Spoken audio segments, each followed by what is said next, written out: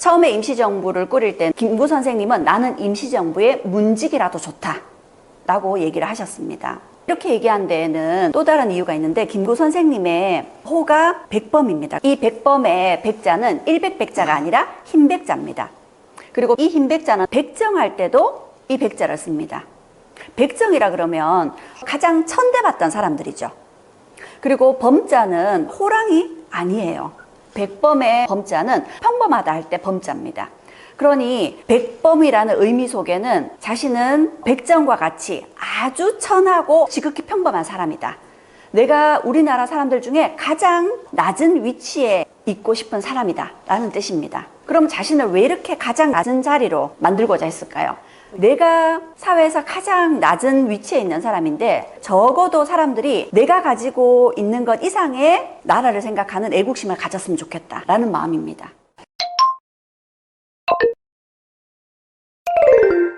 김구 선생에 대한 이야기 해보겠습니다. 제가 김구 선생을 소개하는 말로 임시정부의 문직이다 했습니다. 문직이라 그러면 지키는 사람이죠. 처음부터 끝까지 지키는 분입니다. 이 임시정부를 처음부터 끝까지 이끌어 가셨던 분이 바로 김구 선생입니다. 그런데 왜 다른 좋은 표현을 놔두고 굳이 문직이라고 했느냐? 그 이야기는 조금 이따 드리도록 하겠습니다. 혹시 대장 김창수라는 영화 보셨는가요?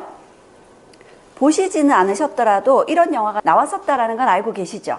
여기에 나와 있는 김창수가 바로 김구 선생이십니다. 김구 선생님의 또 다른 이름이에요.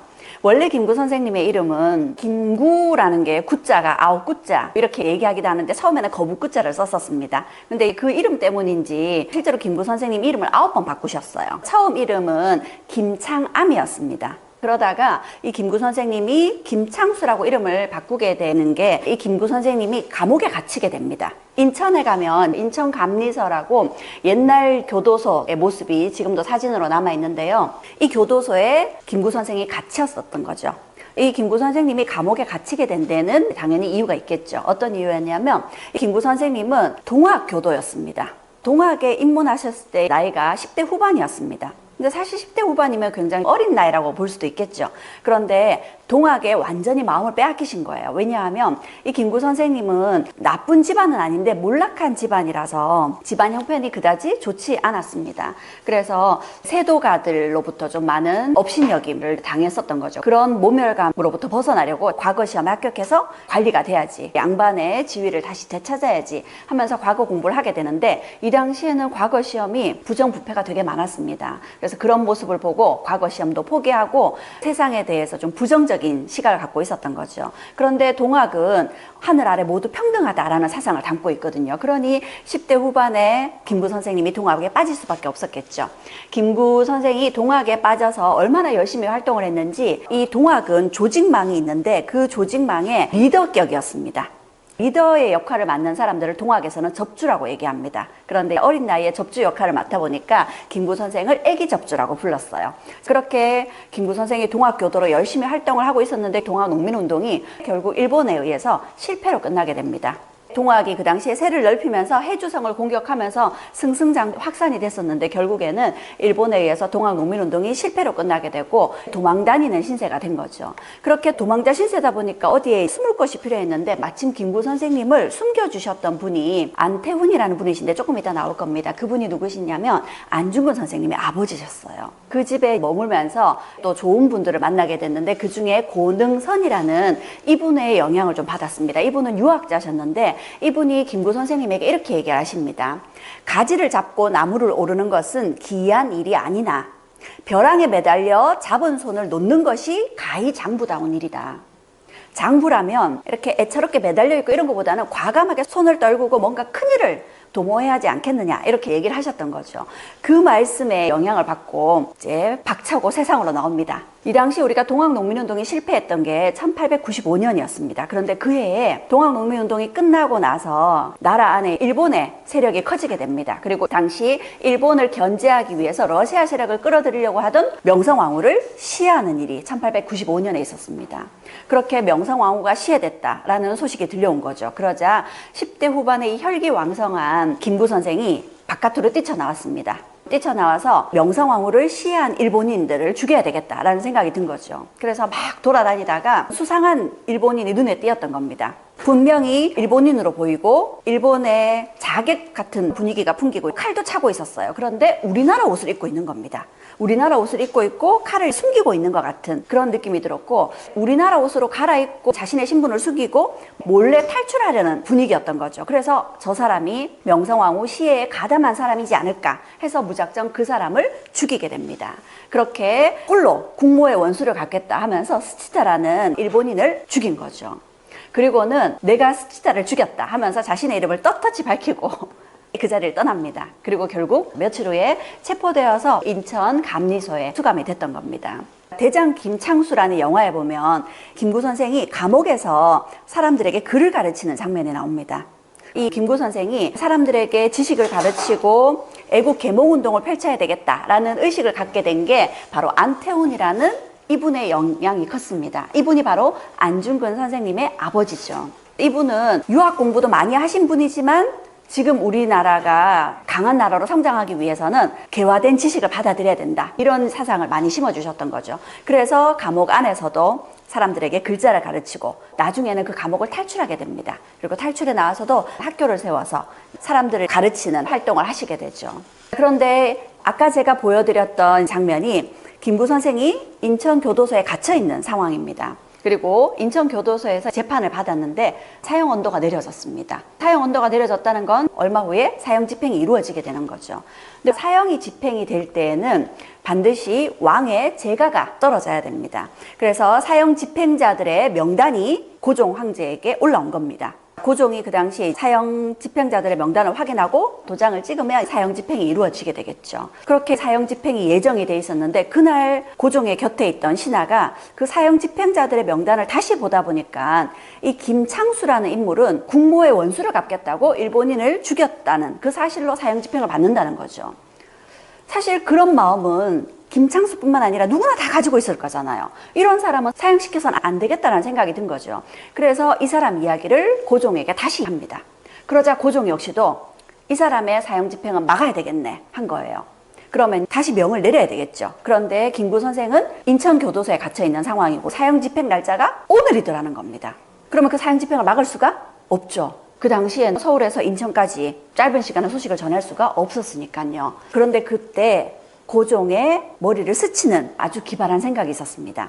1896년 10월 2일 날 궁궐과 인천 사이에 시외 전화가 개통이 돼 있었던 겁니다. 일반인에게는 개통이 돼 있지 않았는데 국가에서 업무를 보기 위해서 주요 시설들의 시외 전화를 개통을 해놓은 상황이었죠. 이 시외 전화가 불과 며칠 전에 개통이 돼 있었던 겁니다. 그래서 고종께서 그 시외 전화를 연결하라 한 거죠. 그리고 인천 교도소에 사형 집행을 멈춰라 하고 전화를 건 겁니다. 그게 우리나라 최초의 시외 전화를 건 일이었습니다. 그렇게 김구 선생의 목숨을 건졌던 거죠. 역사에는 이렇게 정말 기적과 같은 엄청난 일이 생기기도 하는 거죠. 이러한 사실은 김구 선생의 백범일지에 그대로 드러나 있습니다. 그때 경성부 안에는 이미 전화가 가설돼 있었는데 경성 외에도 장거리 전화가 설치된 것은 인천이 그 당시에 처음이었다고 합니다. 그런데 만에 하나 그때까지 전화 준공이 못 되었더라면 바로 사형이 집행되었을 것이고 우리 역사에서 김구 선생은 지금처럼 이런 큰 존재감으로 인식될 수 없었을 겁니다. 그렇게 목숨을 건져선 김구 선생께서 3.1 만세운동 이후에 상해로 건너가시고 거기서 임시정부를 꾸리시게 됩니다. 1919년 4월 11일 날 임시정부가 만들어졌습니다. 그 당시 상황이 우리가 나라를 빼앗겼던 상황이죠. 나라를 빼앗긴 상황에서 나라를 되찾겠다라고 임시정부를 함께 만들었습니다. 그런데 문제는 나라를 되찾는 방법을 놓고 사람들마다 생각이 조금씩 벌어지는 거예요. 어떤 사람은 이렇게 하자, 다른 사람은 저렇게 하자 하면서 점점 시간이 갈수록 임시정부 활동을 함께 하는 사람들끼리 의견이 나누어진 겁니다. 처음에 임시정부를 꾸릴 때 김구 선생님은 나는 임시정부의 문직이라도 좋다라고 얘기를 하셨습니다. 이렇게 얘기한 데에는 또 다른 이유가 있는데 김구 선생님의 호가 백범입니다. 이 백범의 백자는 일백백자가 아니라 흰백자입니다. 그리고 이 흰백자는 백정할 때도 이 백자를 씁니다. 백정이라 그러면 가장 천대받던 사람들이죠. 그리고 범자는 호랑이 아니에요. 백범의 범자는 평범하다 할 때 범자입니다. 그러니 백범이라는 의미 속에는 자신은 백정과 같이 아주 천하고 지극히 평범한 사람이다 내가 우리나라 사람들 중에 가장 낮은 위치에 있고 싶은 사람이다 라는 뜻입니다. 그럼 자신을 왜 이렇게 가장 낮은 자리로 만들고자 했을까요? 의미가 있습니다. 내가 사회에서 가장 낮은 위치에 있는 사람인데 적어도 사람들이 내가 가지고 있는 것 이상의 나라를 생각하는 애국심을 가졌으면 좋겠다라는 마음입니다. 그런 의미에서 자신을 그렇게 낮추어서 백범이라는 호를 쓴 거죠.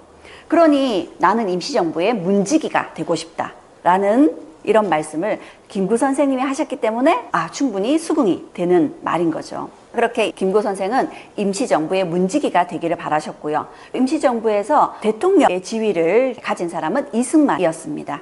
이승만을 대통령으로 추대한 데는 이유가 있었습니다. 이 당시 3.1 만세운동이 일어나게 된 배경 중에 하나가 1차 세계대전이 끝나고 나서 미국의 윌슨 대통령이 민족 자결주의라는 걸 선포를 했거든요.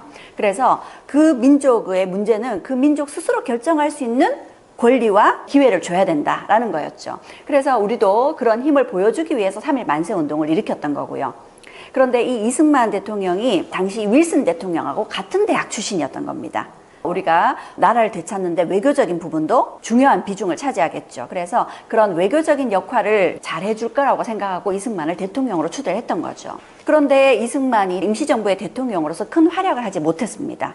임시정부는 상해에 있었는데 이승만 대통령은 거의 상해에 머물지 않았어요. 계속 미국에 머물면서 외교적인 활동에만 치중을 했던 거죠. 그런데 그 외교적인 활동도 열심히 하기보다는 1차 세계대전이 끝나고 나서 국제연맹이라는 게 만들어졌습니다.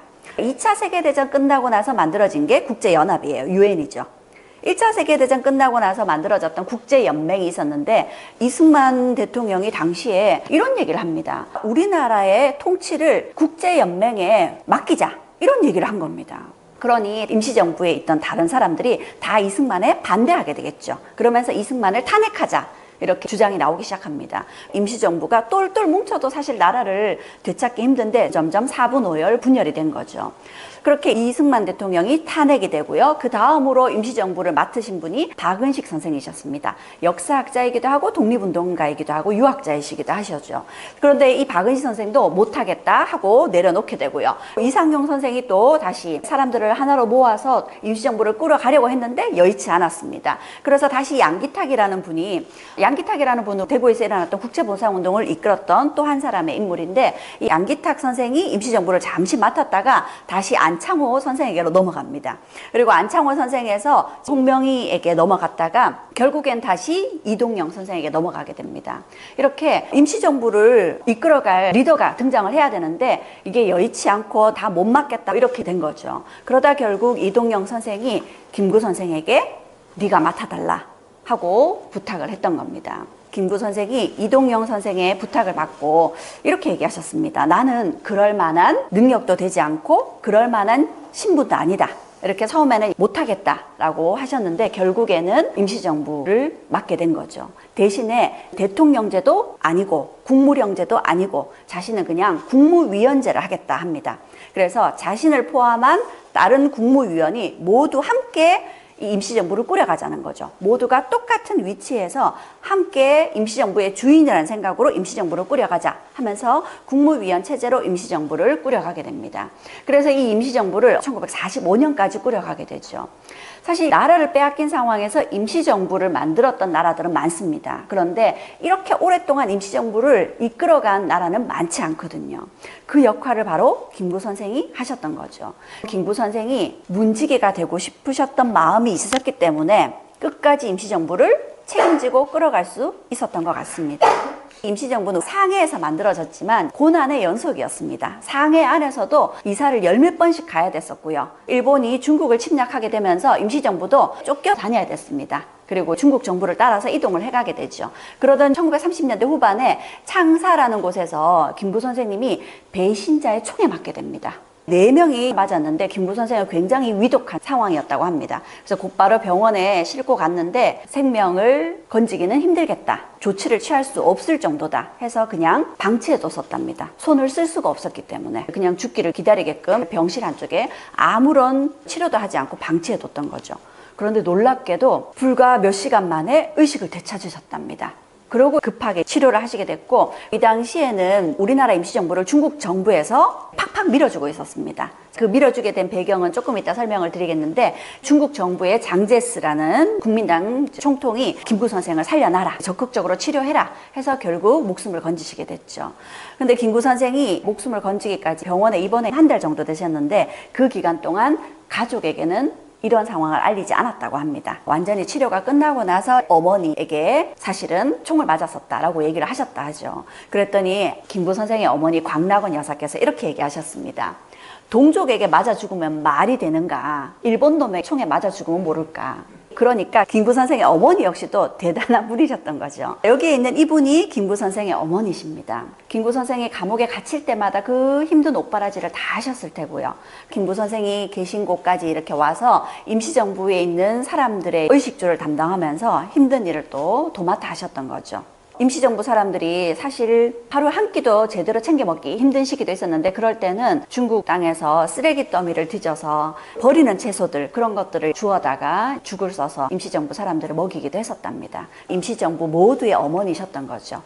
이렇게 고마운 분이셨기 때문에 김구 선생의 어머니 광락원 여사께서 회갑을 맞으셨을 때 임시정부 사람들이 다 돈을 모았습니다. 회갑 생일 잔치만이라도 잘 챙겨드리자 하고 돈을 모으고 있다는 거죠. 그러자 광락원 여사께서 그 돈 나에게 달라 하셨습니다. 그 잔치상 내가 차릴게 하신 거예요. 그리고는 생일날 사람들을 다 모았습니다. 근데 가보니까 생일 잔치상이 마련되어 있는 것이 아니라 보자기 안에 총이 2자루 있었습니다. 그 돈으로 총 2자루를 사셨던 거죠. 그리고는 독립운동을 한다는 사람들이 생일이 무슨 놈의 생일이냐, 그런데 쓸 돈이 있으면 나라 찾는 일에 쓰도록 하시오. 이 총으로 외놈들을 한 놈이라도 더 죽여야만 내 속이 편안하겠네. 이랬던 분이 광락원 여사입니다. 그분이 돌아가시고 김구 선생의 마음은 어떠셨을까요? 사실 가족들이 보는 앞에서는 제대로 울지도 않으셨다고 합니다.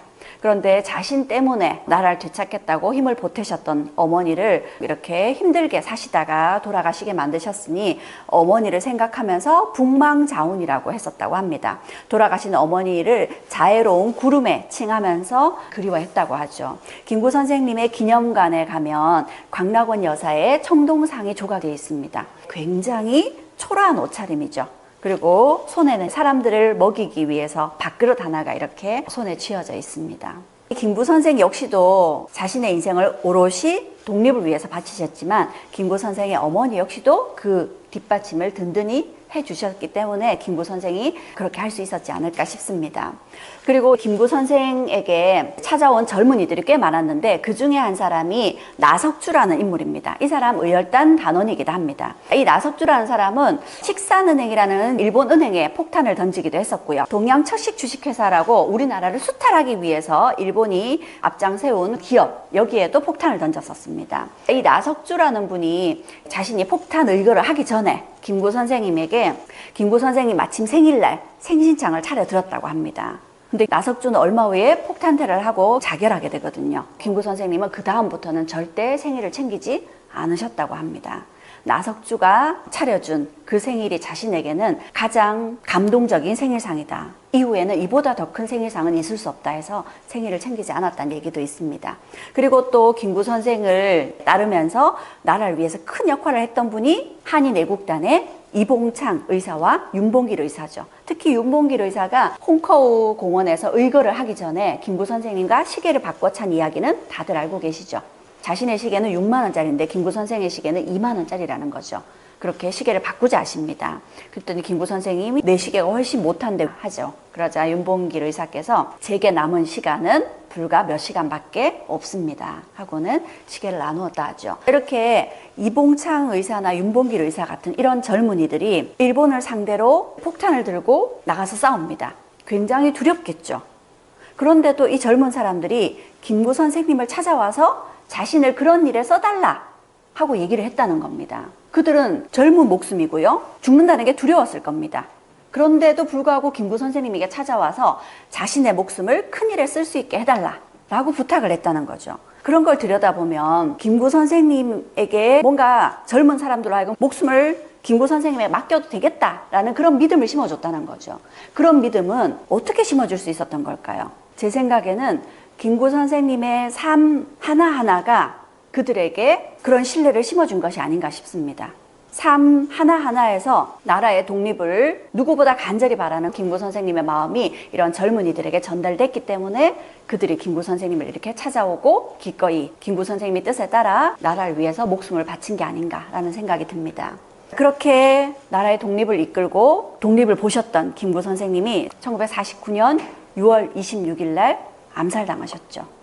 1945년 해방이 되면서 남쪽에는 미군이 들어오고 북쪽에는 소련군이 들어오게 되면서 다시 이념 갈등을 빚게 됩니다. 그러던 중에 김구 선생님은 남북한의 통일 정부를 꾸리기 위해서 북한의 지도자들하고 교섭을 하게 되고 그런 것 때문에 오해를 사기도 했었고 그렇게 안두희에게 암살을 당하게 됐죠. 근데 사실 암살의 이면을 들여다보면 이념 갈등보다는 권력을 놓고 희생된 것이 아닌가 그렇게 보여집니다. 이 경교장에서 총탄을 맞고 돌아가셨는데 경교장 바깥에 이렇게 총탄 자국이 나 있습니다. 그리고 김구 선생이 암살당했다는 소식을 듣고 많은 사람들이 찾아와서 비통해하는 모습을 찍은 사진이 있는데 이 사진은 경교장 안에서 바깥이 보이게끔 찍은 겁니다. 여기에도 이렇게 유리를 관통한 총알 자국이 나 있습니다.